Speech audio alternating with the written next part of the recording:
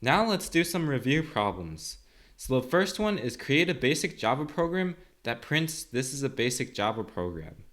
So first we'll need to create something called a public class, which needs to have the same name as the file name without the .java. So public class level 1 review. And then we need a main method, so public static void main, and then string square brackets args. And then we need to print, this is a basic Java program, so basically system.out.print or println, this is a basic Java program. And it properly prints this is a basic Java program.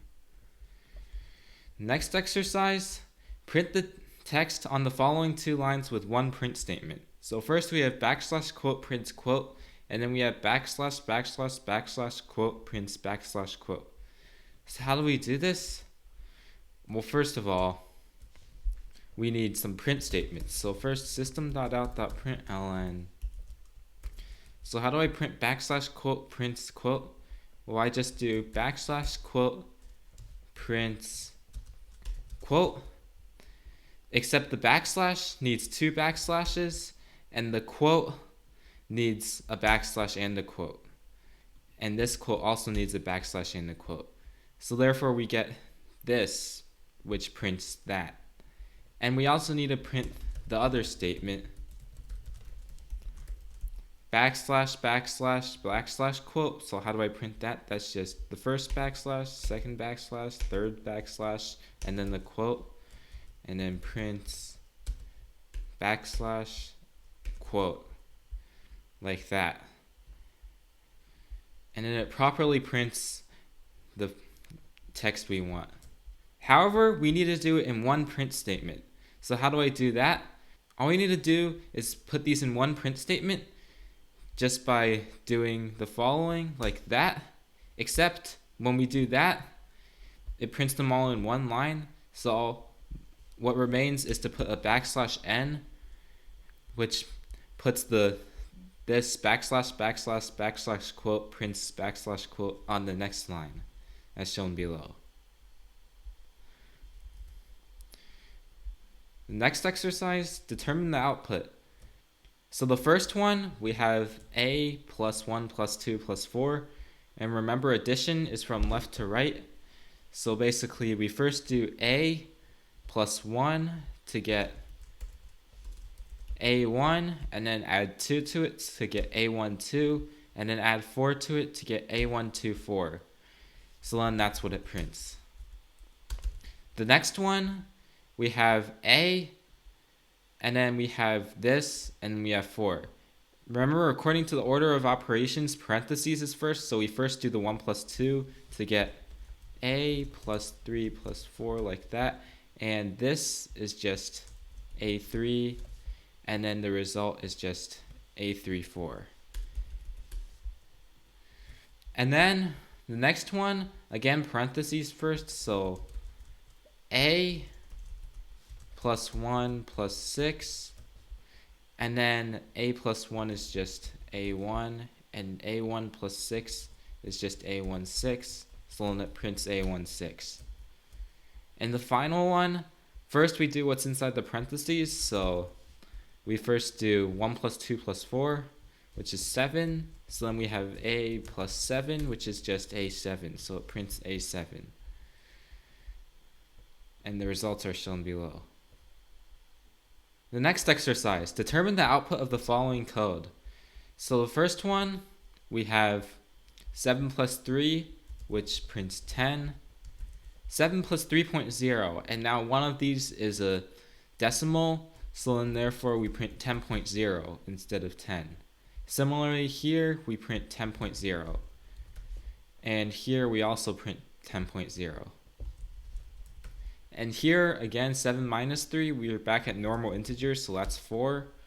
The next one's 4.0, next one's 4.0, and the next one's 4.0. Then 7 times 3, that's 21. Then 7 times 3.0, that's 21.0, and similarly the next three are 21.0. Then 7 divided by 3, well, that's 2, because in Java, integer division gets rid of the remainder. And since 3 goes into 7 2 whole times with a remainder of 1, the result is 2. What about 7 divided by 3.0? Now it's decimals, so now it's 2.33333, so on, repeating, except with maybe some imprecision. What about this one? Same thing. That one, same thing. Because, well, we have that at least one of these has a decimal.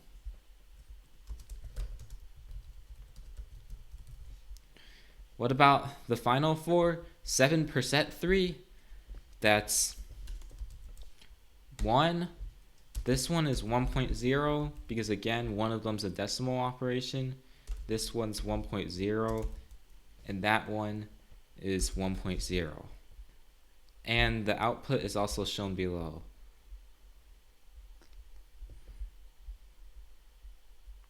You see that here there is some imprecision, but that is expected because we're doing double division. The next exercise, determine the output of the following. So first, we have multiplication, which goes before addition in the order of operations. So therefore, if our expression is 1 times 2 plus 3 times 4 plus quotes plus 5 times 6 plus 7 times 8. So first we do the multiplication because that comes before addition. So 1 times 2 is 2, 3 times 4 is 12, 5 times 6 is 30, 7 times 8 is 56. Then we do the addition from left to right. So 2 plus 12 is 14, 14 plus quotes is 14 in quotes, 14 in quotes plus 30 is 1430 inside quotes, and then plus 56 would be 1430 56. So then the result would be 1430 56. And the next one, 2 plus 3 times 4 times 5. So this one, 2 plus 3 times 4 times 5. So we first do the parentheses, and inside the parentheses we first do the multiplication. So 3 times 4 is 12, 2 plus 12 is 14, and 14 times 5 is 70. And the results are also shown below. The next exercise, fix all errors without destroying the code, and there can be more than one way. So first of all, we notice that the system is lowercase, so we make that uppercase. Print line is not what it is. It's actually .out.println, .out.println. And then now, what else is there? Well, there doesn't appear to be anything wrong with that.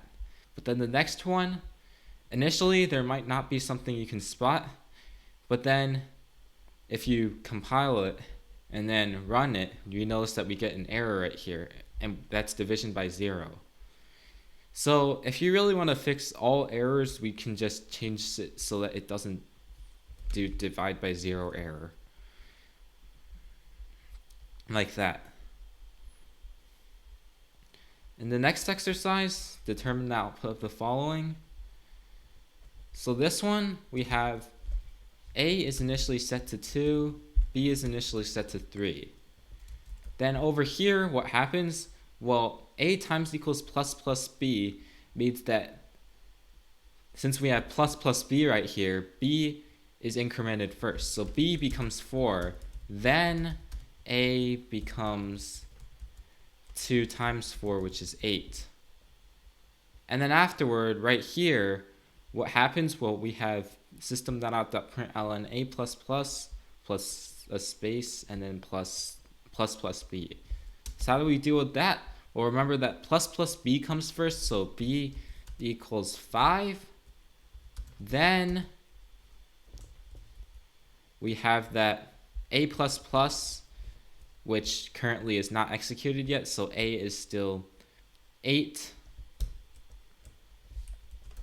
And then plus quotes plus b is already incremented, so 5. So then this thing would just be 8 space 5 is printed. Then a becomes 9, but then that's not printed. So then the result is just 8, 5, as shown below. The next exercise, swap the two variables below. So first, we have one variable, which is 8.4, one variable, which is 2.16. Let's just pretend we don't know these values, so we can't just do var1 equals 2.16 and var2 equals 8.4. That's cheating, okay? So how do we do this? Well, one tempting way is to do var1 equals var2 and var2 equals var1, but then when I print them,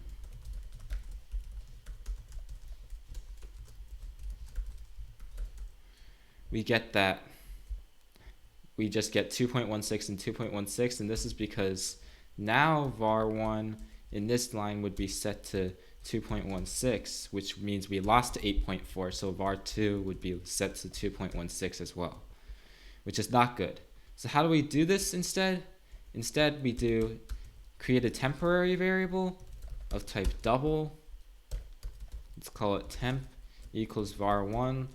And now we can do var1 equals var2 without losing information. And then var2 equals temp.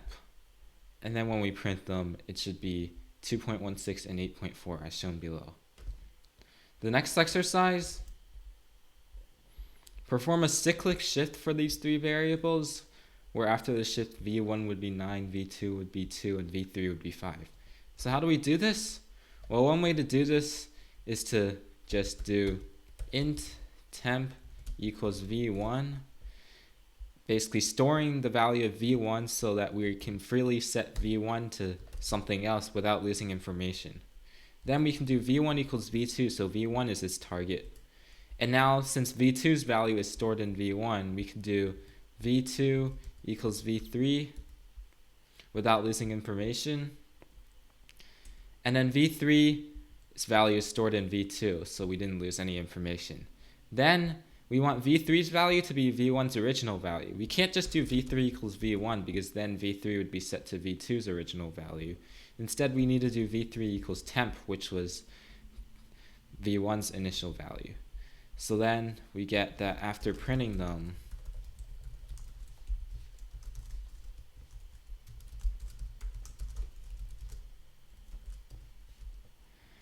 we get that v1 is 9, v2 is 2, and v3 is 5, as shown below. The next exercise. So the first one, we have 6 equals 8, which is, by the way, false. Or 7 equals 8, which is also, by the way, false.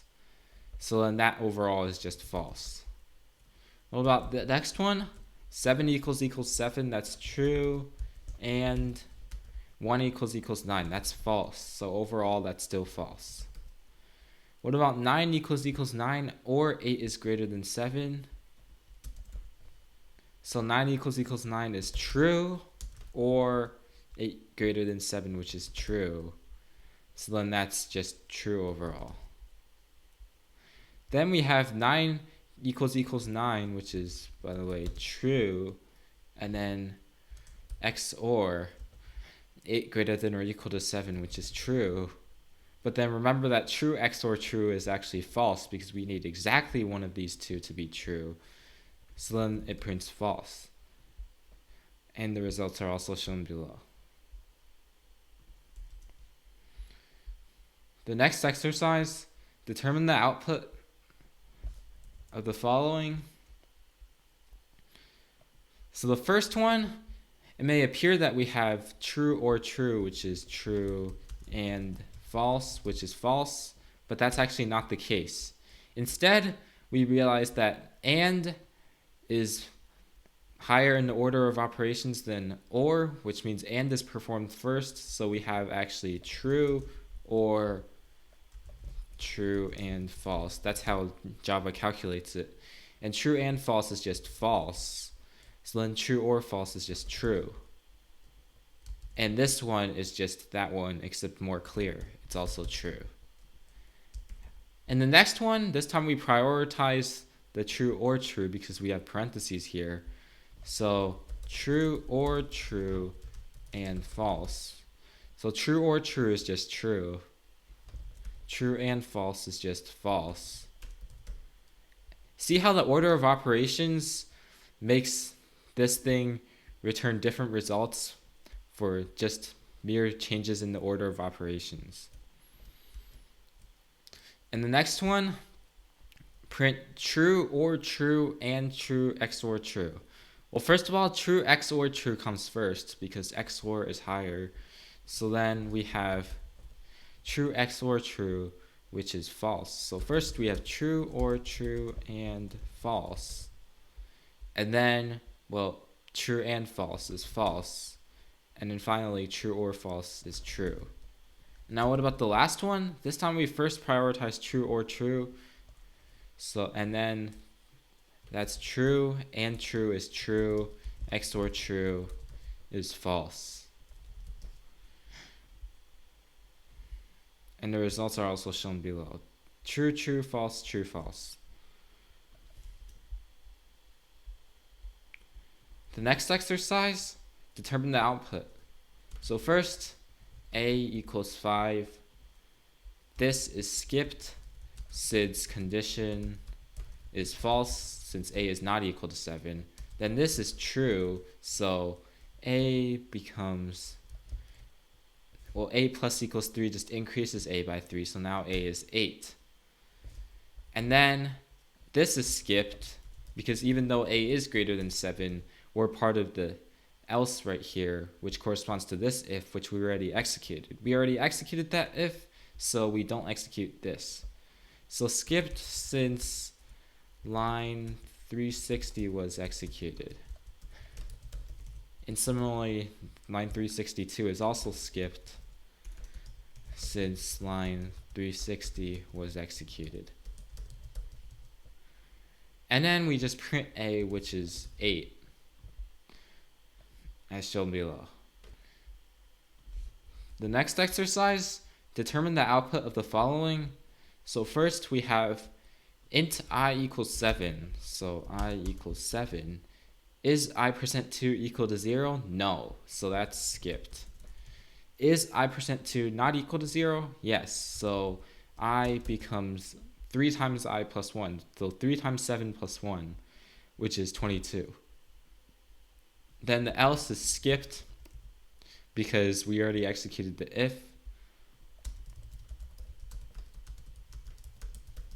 So then lines 394 through 397 are all skipped.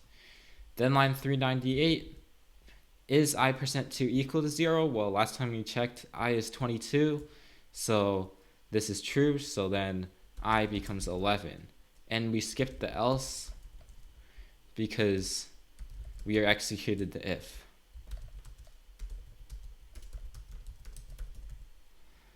And then, is I equal to 1? No, so skipped since condition is false. And then we print 11 because that's the value of I. And then we print QWERTY in the same line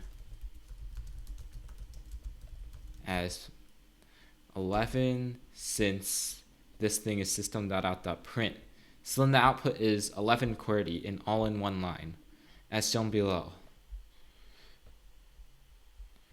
The next exercise, so determine the output of the following. Int I1 equals 3, so I1 becomes 3. If I1 equals 2, so that's false, so then skipped since condition is false.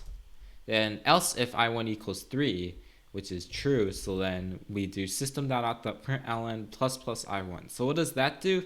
Well, plus plus I1 means that it's executed first, so I1 becomes 4, then I1 is printed, so 4 is printed. And then the next one, this one doesn't have any brackets, but remember that no brackets just means the next statement, so then I1 is equal to 4. Note that this if doesn't correspond to anything previous. There's no else. So then this is true, so then we print plus plus I1. Plus plus I1 makes I1 equal to 5. Then 5 is printed. Then afterward, else semicolon. Note that this is the grouping. This if has nothing to do with that else. So what we skip is this else. So therefore this if is still executed. So I1 is equal to 5. So we print I1 plus plus. Now note that I1 plus plus means that we first print. So 5 is printed. Then I1 becomes 6. And then finally we print 6. So the output would then be 4, 5, 5, and 6. Shown below. The next exercise, determine the output of the following. So first of all, we have A equals 7. Since this is a loop, let's actually keep track of what A is. So A equals 7. And then we have while A minus minus is greater than 0. So first of all, what does this do? So first it checks whether 7 is greater than 0, which by the way is true. Then it does A minus minus, so A is now 6. Oh wait, yeah, and we should keep track of an output as well. So afterward, A times equals 2, so A is now 12. A minus equals 7, so A is now 5. We print A, so A is 5. Then afterward, while A minus minus is greater than 0, so 5 is greater than 0, so that's true. And then we make A 4. Then A times equals 2, A minus equals 7, print A, so prints 1. Then afterward, while A minus minus is greater than 0, so while A is greater than 0, and then A minus minus, so basically A is 1, which is greater than 0, and then A becomes 0. Note that 0 is not greater than 0, but since we already checked the condition, we don't check it again until the next iteration. So then we do A times equals 2, which it's still 0. And then A minus equals 7, which makes A equal to negative 7. And then I print negative 7. Then clearly A minus minus is not greater than 0, or A is not greater than 0. And then we still do A minus minus, but that's not printed. So then it prints 5, 1, and negative 7. And if you really want to know the value of A at the end as well, it should be negative 8, as shown below. The next exercise, determine the output of the following line of code. So this one's a loop, so let's do this. I equals, and then the output.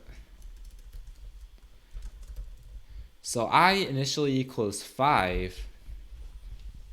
So I equals 5. Then 5 is greater than 0. So then I print I minus minus. So what does that do? That prints 5. Then I becomes 4. And now 4 is greater than 0. So then it prints 4. Then I becomes 3. And then 3 is greater than 0. So then it prints 3, then I becomes 2. 2 is greater than 0, so then it prints 2, and then I becomes 1. And then 1 is greater than 0, so then it prints 1, and I becomes 0. Then 0 is no longer greater than 0, so then we break out of the loop. So then the output is 5, 4, 3, 2, 1, as shown below. The next exercise, print the even integers from 0 to 30 inclusive. So for this one, we use a loop. I'll use a for loop. So for int I equals 0, I is less than or equal to 30, I plus equals 2. We start from 0 because that's the first even integer from 0 to 30 inclusive, and we go up to 30, and then we add 2 each time because we want to go from one even integer to the next one. So then I just print I, and then the code works as shown below. The next exercise, print the powers of 2 less than 100,000, including 1. So for this one, again, the first power of 2 is 1, so into I equals 1. Then less than 100,000. Then we go to the next power of 2 by multiplying the current power of 2 by 2, like that. Then we just print inside the for loop.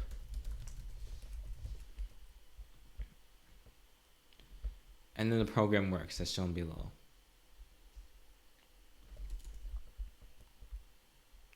The next exercise, print the integers from 0 to 1,000 inclusive that have at least 1 4 in their decimal representation. So this one will need from 0 up to 1,000 inclusive. And by the way, since it's not easy to go from one of these numbers to the next one, instead we'll use if statements to filter out the improper numbers. And by the way, if statements can always be used for this purpose. It's just that sometimes it's faster to not use if statements. But in this case, it's better to use if statements, so let's use an if. So if the following are true, is true, either it has a units digit of 4, so I % 10 equals 4, or it has a tens digit of 4, so I divide by 10, which gets rid of the last digit and takes the new last digit. So I divide by 10%, 10. That is the tens digit. If that is equal to 4, or I divided by 100, so take out the last 2 digits and then take the new last digit, so that's the hundreds digit. So if that equals 4, so if any one of these three is satisfied, then we print it, and otherwise we don't. And it works as shown below. All of these numbers have at least 1 4 in them. The next exercise, determine the output. So first we have this loop, so let's keep track of our variables. So I equals 0 initially. Then no condition means that the condition is just true. It always executes until a break statement is encountered. And then no third statement means that we just don't do anything there. So now, first, is I equal to 2? No. Let's also keep track of an output. Is I equal to 4? No. Is I equal to 5? No. Is I equal to 0? However, yes. So then I becomes 7. Is I equal to 7 now? Yes, so I becomes 5. And that's false, that's false, that's false. So now I print 5 with a new line. And now, is I equal to 2? No. Is I equal to 4? No. Is I equal to 5? Yes, I equals 8 now. And then, is I equal 0? No. Does I equal 7? No. Does I equal 8? Yes, now I is equal to 4. Is I equal to 1? No. Is I equal to 6? No. I print 4 with a new line. Then afterward, we have, is I equal to 2? No. Is I equal to 4? Yes, now I is 1. All of these are false. Is I equal to 1? Yes, so then I becomes 2. Is I equal to 6? No, so then I print 2. Then afterward, is I equal to 2? Yes, I equals 6, and I continue. And now note that continue just goes on to the next iteration, which means that now I don't print anything. And now I equals 6, so all of these if statements are false. And then we just, since I equals 6 here, we break. So then actually, we don't print anything at the end. So we just print 5 4 2, as shown below. Here's the next exercise. Determine the output of the following nested loop. So for this one, let's keep track of our variables. So before the for loop, there are no variables. And then let's also keep track of the output, which obviously is initially empty. So first, we go on to line 707. So now I is 3. 3 is less than 6. So now I go and execute this. So then we do j is equal to 0. 0 is less than 3. So then I print I times j, which is really just 0. And then remember, print without ln is no new line, so we're still in the same line. And now j++. And then I print, since j is less than I print I times j again, so that's 3. And then afterward, j++. 2 is less than 3, so I print 2 times 3, which is 6. Then j++. So now j is 3, and 3 is no longer less than 3, so we're out of the for loop. And remember that when we're out of the for loop, actually j disappears. And now we print the new line. And then next, we're done with this iteration, so we go to I++, so now I is equal to 4. And then we start executing this again. So j again starts from 0. So then 0 is less than 4, so I print 4 times 0, which is 0. Then j becomes 1, I print 4. J becomes 2, I print 8. J becomes 3, I print 12.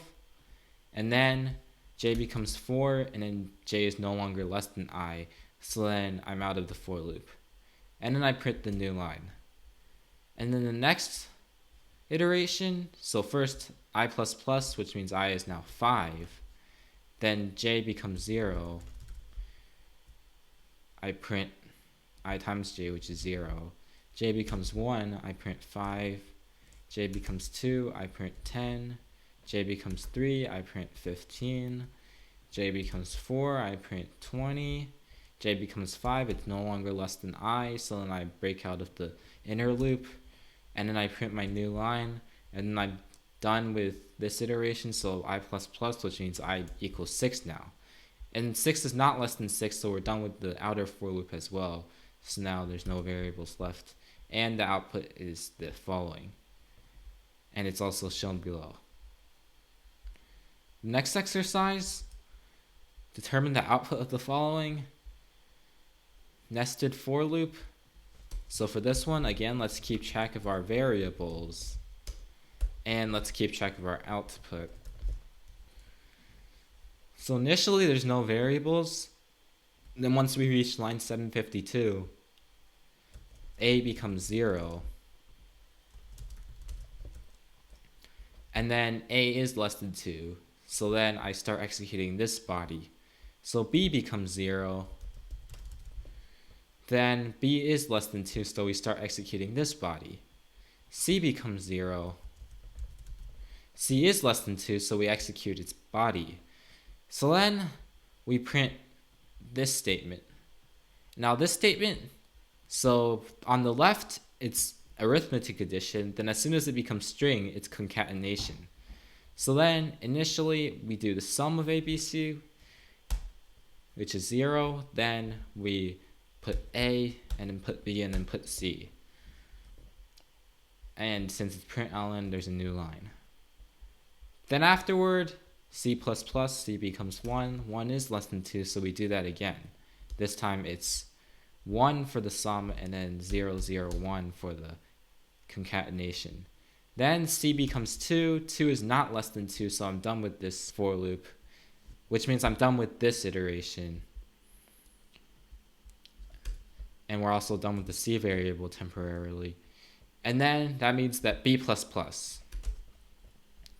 And then now again, we have c equals 0. 0 is less than 2.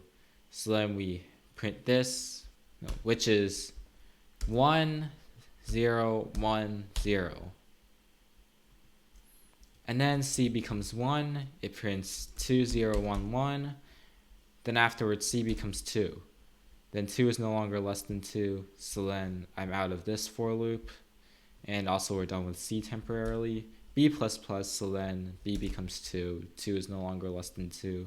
So then we're done with this for loop. And then a++. Then again, b becomes 0. 0 is less than 2, so then we start this for loop. C is 0. 0 is less than 2, so we start this statement. So then we print 1, 1, 0, 0. And then next, c becomes 1. And then we print 2, 1, 0, 1. And then c becomes 2. 2 is not less than 2, actually. So then we're done with this for loop again. Done with c. B becomes 1 because b++. And then we execute this for loop again. So c equals 0. 0 is less than 2. So prints 2, 1, 1, 0. C becomes 1. Prints 3, 1, 1, 1. And then afterwards, c becomes 2. We're done with that for loop because 2 is not less than 2. Then b becomes 2. 2 is no longer less than 2. So then we're done with that for loop. Then a becomes 2. And 2 is no longer less than 2. So we're done with that for loop. And this is the output, which is also shown below.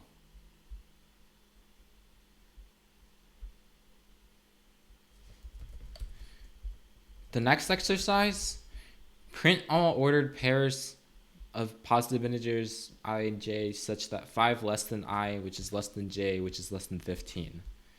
So for this one, let's take a look at the bounds for I. So first, I starts from 6 because it's strictly greater than 5.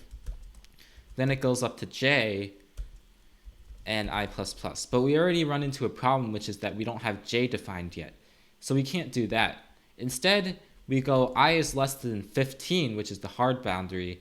And then afterward, we make sure that j is greater than I instead of making sure that I is less than j.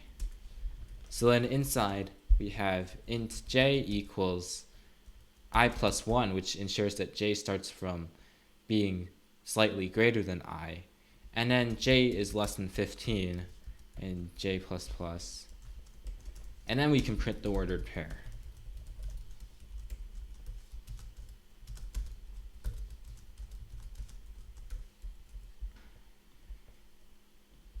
And then it works as shown below.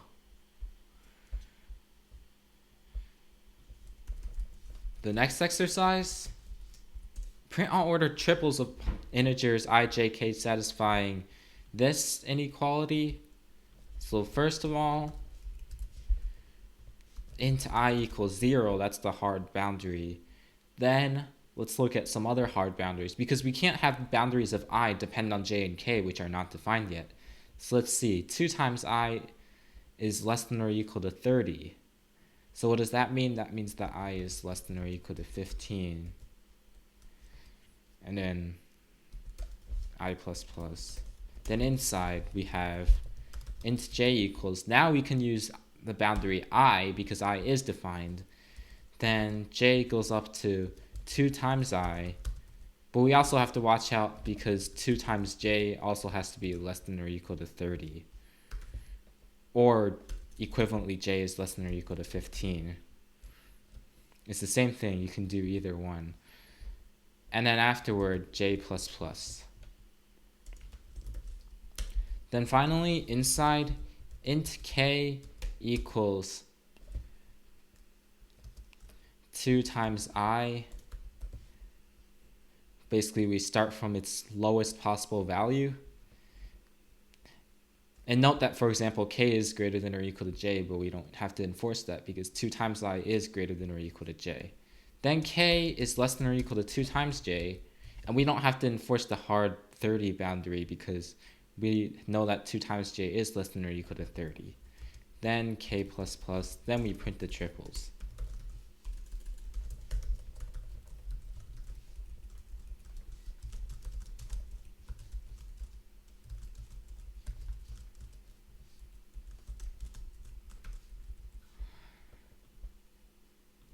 and it works as shown below.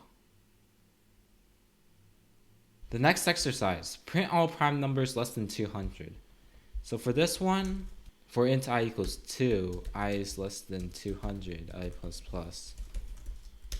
Now we check the divisors, so for int j equals, say, 2, we don't want to stay 1 because 1's always the divisor, even of prime numbers. And then we can do j is less than I, or alternatively j times j is less than or equal to I, which is slightly quicker, then j plus plus. Then this way, we can check whether I is prime. So Boolean prime equals true, and if any of these j, so if I percent j is equal to 0, then prime is false, then I print if prime is true. So if prime system.out.println I, and then we have the prime numbers less than 200 as shown below. The next exercise, print the first 200 prime numbers. So for this one, we need to keep track of a count, which keeps track of how many prime numbers we've gone over so far. And we also need to keep track of a number, which is the supposed prime number in question, or non-prime number, depending on whether it is or not. And then the condition is count is less than 200, because if count is equal to 200, then we're done. And we plan to print the primes once we find out that they're prime. So count is less than 200, then each time we increase num by 1. Then what do? We check whether num is prime or not. So Boolean prime equals true. Then for int, say, d equals 2, d times d is less than or equal to num d plus plus. And then we have if d is the divisor of num, then prime is false, num is not a prime number. And if none of these happen, then prime is true. And if prime, then I get to print the number. And I also get to increment count. And then at the end, when count reaches 200, we're done. So then it works as shown below. And we can use this to get, like, for example, the first 100 prime numbers if we just wanted to do something like that instead of 200. Now we have an easy access to a way to find the first n prime numbers for any n. The next exercise, prompt the user for 3 integers and print their sum. So for this one, we need import java.util.scanner, and then afterward we go back down to our exercise. Prompt the user for 3 integers and print their sum. So we first need to create a scanner.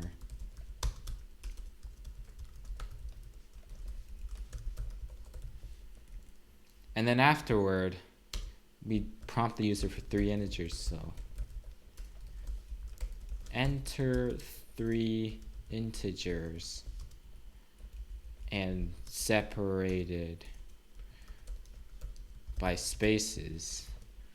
Or you could just do enter an integer 3 times, but like print enter an integer 3 times, so with 3 print statements, but this is easier to do.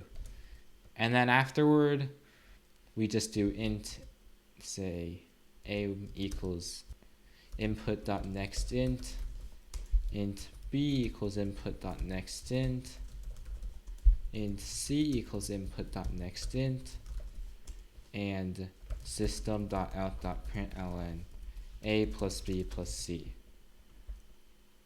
And the code works as shown below. The next exercise, prompt the user for an integer n Then prompt the user for n integers, then print their sum. So since we commented out our scanner up there, let's make another scanner.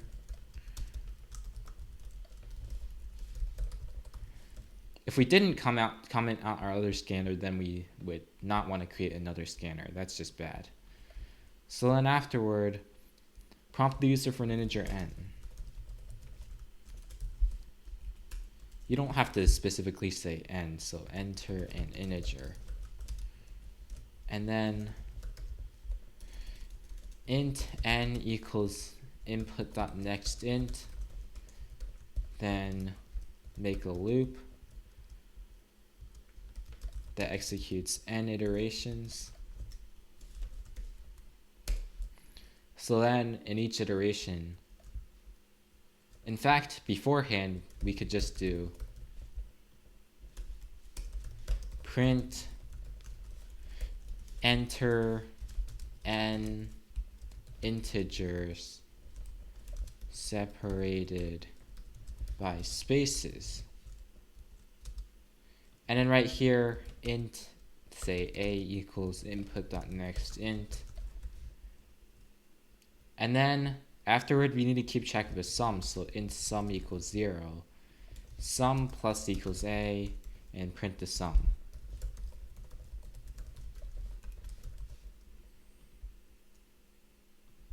And shown below, let's just say 4, enter 4 integers, 2, 3, 5, 7. And we get what we want. The next exercise, determine the output of the following. So for this one, again, let's keep track of our variable I. So I equals 0 initially. We only have one variable, so we can just do this. And we also have to keep track of the output. So first, I equals 0, so we switch on I, go to case 0, print plus plus I. So first, I becomes 1, then it prints 1. And then afterward, we go to case 7, which is continue. Now continue, switch doesn't have a continue. This continue actually corresponds to the for loop, which means that now we're on to the next thing, the I++. So now I is equal to 2. And we're back here, switch on 2, we go to default, print 2 times 2, which is 4. Then afterward, we're out of the switch, so then we print I, which is 2. Then afterward, I++, so now I is 3. Print 2 times I, so print 6. Print 3 plus I, because there's no break yet, so print 6. And then print I++, so print 3, and then I becomes 4. Then break, which does not correspond to the for loop, it corresponds to the switch statement. Because remember that continue and break correspond to the closest thing they can correspond to. So this break corresponds to the switch. So it breaks out of the switch. So then now we're on to the print statement, print I, which is 4. Then afterward, I++, so now I is 5, which means now switch on I is 5, so we print 8. Then afterward, we go here, we print 5, I becomes 6, and we break out of the switch. Then we print 6 right here, and then we go to I++, so now I is 7. And then switch I, we directly go to case 7, which is continue, which basically directly goes to the next iteration. So I++, I is 8. And then case 8, print 2, print I over 4, which is 2. And then default, print I times I, which is 8 times 8, which is 64. Then afterward, we print 8 right here. Then over here, I++. So I becomes 9. We switch on I. There's no case, so we just go to default. Print 81. Then right here, we print 9. And then afterward, I++, so now I is 10. And we're done because 10 is not less than 10. So then there's the output, and the output's also shown below. 14266 348 562 64 8 81 9. And the last exercise. Prompt the user for an integer n, then print the first n prime numbers. So for this one, as a matter of fact, we can just say this. We copy our code for prompt the user for an integer n. Or if you want more exercise, you can just do this yourself. Then we can copy our code for printing the first 200 prime numbers. Except we don't want count is less than 200, we want count is less than n. And there we go, we have the first n prime numbers. Enter an integer, 5. There's our first 5 prime numbers. Enter an integer, say 10. There's our first 10 prime numbers.